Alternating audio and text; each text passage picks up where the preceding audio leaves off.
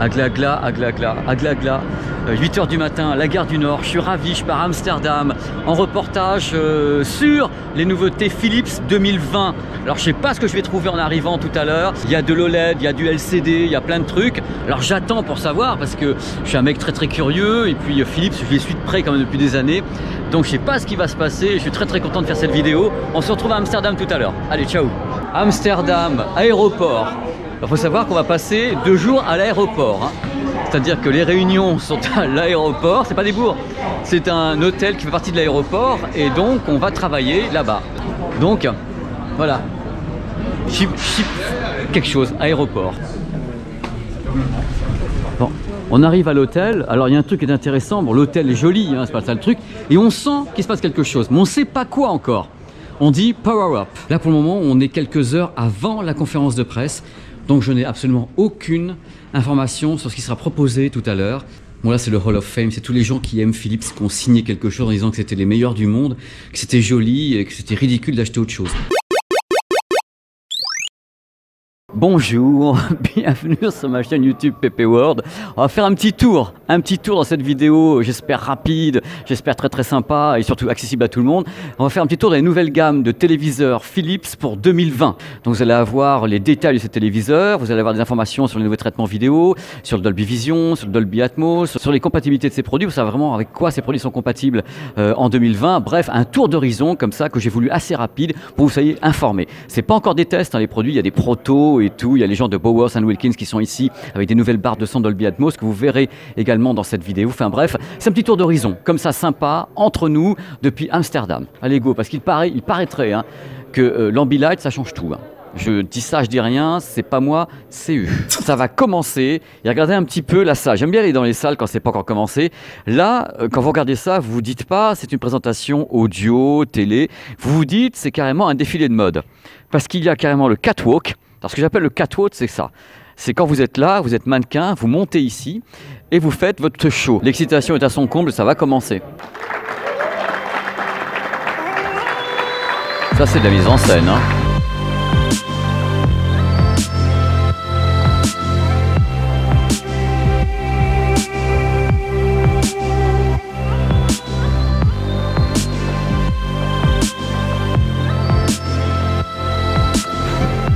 Voilà, j'en sors. Je sors de la conférence de presse. Alors qu'est-ce que j'ai appris? Déjà que 60% des téléviseurs vendus par Philips sont des Ambilight. Donc là, ils n'en peuvent plus, ils pètent les scores. C'est leur spécificité, l'Ambilight en même temps.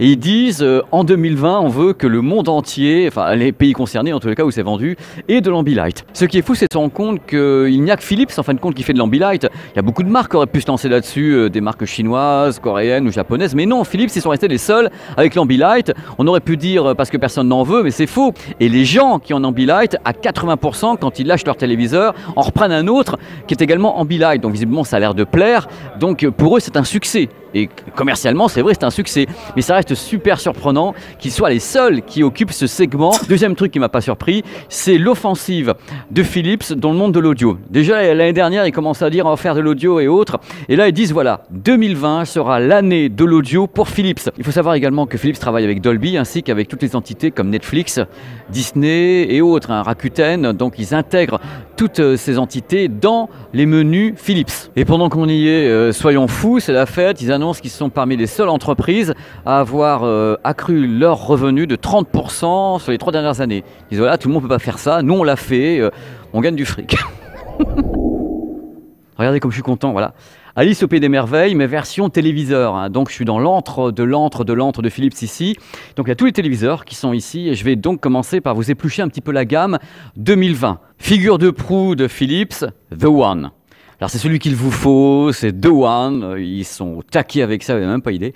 Et voici le 85-05 qui existera dans plusieurs diagonales, 43, 50, 58, 65, 70 pouces.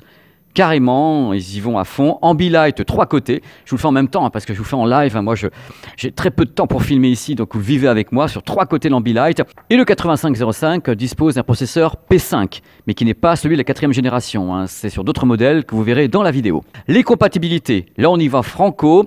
Les compatibilités sont sûres et certaines sur cette gamme 2020. Compatible HDR10, HDR10+, Dolby Vision, Hybrid Log Gamma, Alexa à l'intérieur et un système audio Philips 20 watts. Ça, c'est pour la base de ce produit. Il est également Dolby Atmos. Vous avez un processeur Dolby Atmos à l'intérieur et le produit est bien sûr Ultra HD et c'est un produit Android TV 2020. En dessous, il est mignon, il est tout petit. C'est le petit frère, c'est le 9235 qui n'existe qu'en 43 pouces à ma connaissance. Un petit produit en Ultra HD, 40 watts. En 2.1 canaux, regardez, et c'est Bowers & Wilkins.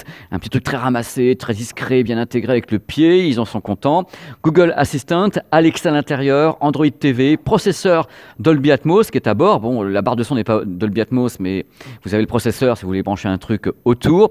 Le processeur vidéo, c'est le P5 qui est à bord, avec un rétroéclairage LED, micro-diming, et une nouvelle télécommande. Comme il est beau, on dirait un téléviseur. Voici le 9435 chez Philips. Il dispose d'une section audio Bowers & Wilkins en 2.1.2 canaux, 50 watts. Voilà, c'est une des sections audio les plus puissantes proposées avec un téléviseur de ce type dans le commerce. Et il y a des HP en effet qui sont en hauteur. C'est-à-dire que, comme toujours avec ce type de barre de son, ils ont placé des HP pour ce qu'on appelle le surround vertical et le surround horizontal. Ça monte, ça descend comme un hélicoptère.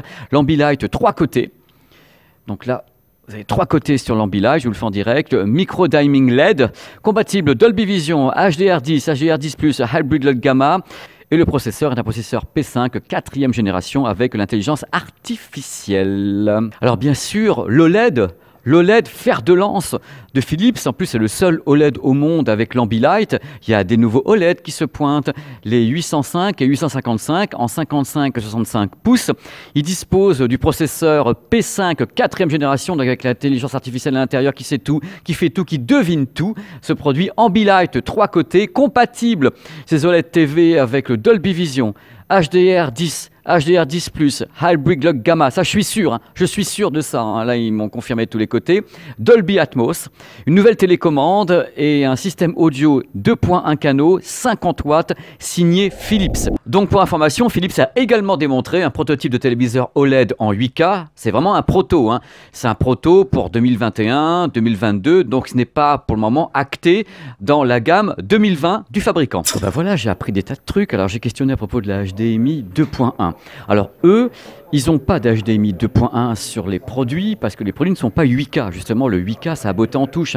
Les mecs ont dit, il n'y a pas de 8K chez Philips cette année. Et eux, ils ont certaines des spécificités de la HDMI 2.1 dans la HDMI 2.0 qu'ils ont sur les produits. C'est-à-dire notamment l'auto-latency, c'est-à-dire une latence très très minime.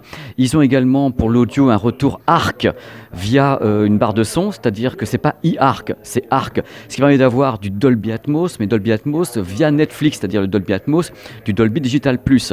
Si vous avez un Blu-ray disc, il faut du e-ARC. Dans ce cas-là, c'est pour le Dolby Atmos qui est encapsulé dans le Dolby True HD. Je sais, c'est catastrophique, j'y peux rien. C'est comme ça que ça se passe. Donc eux, ils ont une partie des spécificités, mais pas tout, parce qu'ils n'ont pas de téléviseur 8K. Et dans ce cas-là, ils estiment que, n'ayant pas de téléviseur 8K, ils n'ont pas à adopter toutes les spécificités, entre guillemets, imposées par l'HDMI 2.1.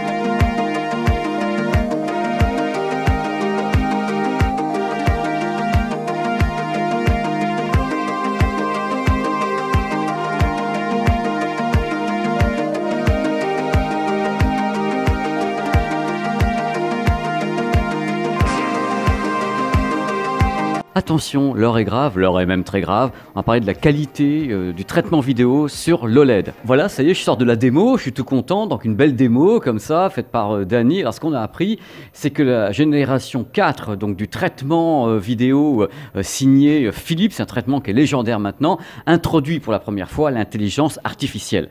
Alors ça c'est un truc en vogue, hein, vous avez vu sur la chaîne, il y a des tas de vidéos, justement avec Sony qui le fait, Samsung. Bien sûr, Philips, son rôle, c'est de nous dire maintenant, de toute façon, nous on fait mieux. Hein. Donc Dany s'était forcé de nous montrer des exemples que vous avez à l'écran. Il faut savoir que cette intelligence artificielle travaille sur plusieurs piliers de travail.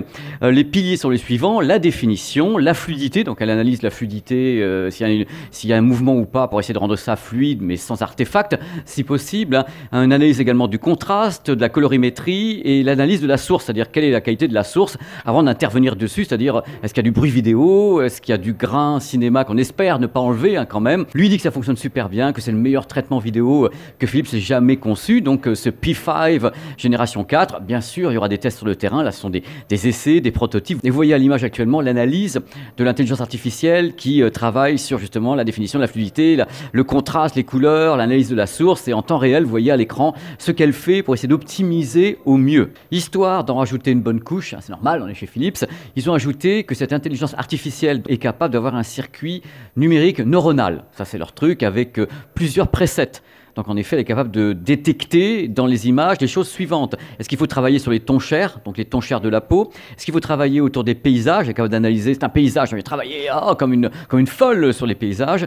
Est-ce que c'est du sport? Donc est-ce qu'il y a du mouvement? Voilà. Donc il y a du mouvement, elle va essayer de faire au mieux pour l'analyser, pour que ça se passe bien à l'écran, que vous soyez content et moi aussi. Elle va analyser le ratio de contraste pour essayer de pousser un petit peu, hein, quand même, si on peut améliorer les choses, c'est pas plus mal. Et elle va travailler pour une détection de l'animation. Si vous trouvez que l'image à l'écran, ça devient artificiel, c'est n'importe quoi et des artefacts, vous déconnectez tout ça. Et il y a également un travail sur le HDR, parce qu'en effet, les téléviseurs Philips 2020, hein, ils prennent pas de risque en parlant de ceux d'avant, hein, 2020 sont compatibles HDR10, HDR10+, Dolby Vision et Hybrid Load Gamma. En ce qui concerne les gammes précédentes, vous avez une vidéo sur la chaîne qui vous fait un point sur ce qui s'est passé pour les gammes 2019 et 2018, parce qu'il y a eu un couac quand même, et Philips, justement, dans cette vidéo qui est là, a rétabli la vérité, enfin sa vérité. C'est incroyable. C'est incroyable. C'est la fin de cette vidéo.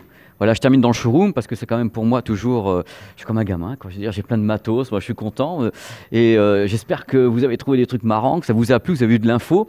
Alors je rappelle, parce que c'est important, c'est vrai que je me répète, mais c'est super important, aucun des produits montrés ici ne peut être testé actuellement, on est en cours d'introduction. C'est-à-dire c'est les avant-premières du début de l'année 2020, après les produits vont arriver, on pourra les tester, mais là c'était pour faire une petite preview comme ça depuis Amsterdam, enfin Amsterdam, l'aéroport d'Amsterdam, parce qu'on n'est pas, bon bref, c'est dans le coin, c'est génial. À très très vite sur ma chaîne YouTube PP World pour d'autres vibrations comme ça, extrasensorielles, d'audio, de vidéos, de reportages. Il y a plein de trucs qui se pointent sur la chaîne, vous n'avez même pas idée. Je dors plus, regardez, j'ai les valoches sous les yeux parce que je dors plus, parce que j'arrête pas de monter des vidéos. Voilà, allez, ciao, bisous. Les bonus, regardez, ça c'est un beau bonus, ça, un bonus d'1m70, un petit bonus. On va suivre la délégation française, qui fait 2 mètres d'ailleurs. De côté en fait. Vous pouvez mettre où vous voulez parce qu'il n'y a pas de produits qui sont montrés. Je vous préviens d'avance, il n'y a aucun produit. J'ai demandé exprès, il n'y a aucun produit.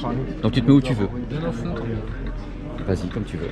Il y a quand même un truc qui m'a surpris, c'est que la conférence de presse a duré un quart d'heure. Et pendant un quart d'heure, ils ont dit ce qu'on allait faire demain. Donc en effet, ils ont donné les grandes lignes, donc c'est une façon de faire, hein, et très rapidement, les grandes lignes, il va se passer ça chez Philips, et après tout le monde dehors, et rendez-vous demain à 9 h pour les workshops, donc les ateliers qui vont donc démontrer les produits un par un, la prise en main, les ingénieurs seront là, il y aura tout le monde, ça va être merveilleux, il y a même Vincent qui sera là, Vincent qui est ici, hi Vincent qui se cache, il a raison d'ailleurs, c'est un gros concurrent d'un pays lointain. Dans cette vidéo, je vous fais en moonwalk. Vous verrez qu'il y a également des téléviseurs qui disposent d'une section audio Bang. Oh là là, j'allais dire Bang & Olufsen. J'ai bien pris la piqûre. Hein. Alors, est-ce que j'y crois ou pas, c'est un autre problème, mais la piqûre, je l'ai bien sentie là. Hein. avec le P5 New Generation, intelligence artificielle et tout. Les gars, ils sont partis, hein. Ils sont partis loin. Hein. Je ne sais pas s'ils vont venir un jour, mais ils sont partis. Mais il est vrai que tout ce qu'on propose actuellement dans l'industrie sur les téléviseurs, dès qu'on commence à attaquer le haut de gamme, sont des processeurs avec ce qu'on appelle une intelligence artificielle. Je continue à me battre contre ce terme parce que je pense que ça veut absolument rien dire. Je ne pense pas qu'il y ait d'intelligence là-dedans. Il y a tout simplement un circuit adaptatif qui est capable de gérer par rapport à des informations qu'on lui donne. Il va s'adapter, voilà. Si vous aimez le slogan, il y a du slogan ici. Hein. Ils n'arrêtent pas, ils mettent des slogans partout. J'ai jamais vu autant de slogans au même endroit, dans un même espace. Parce que c'est joli quand même, le Hilton, qui est attenant à l'aéroport, au Thalys et Power Up. C'est le mot d'ordre, hein. Power Up. Moi, Power, ça me rappelle quelque chose, mais je sais pas quoi. Il faudrait que je cherche dans ma tête.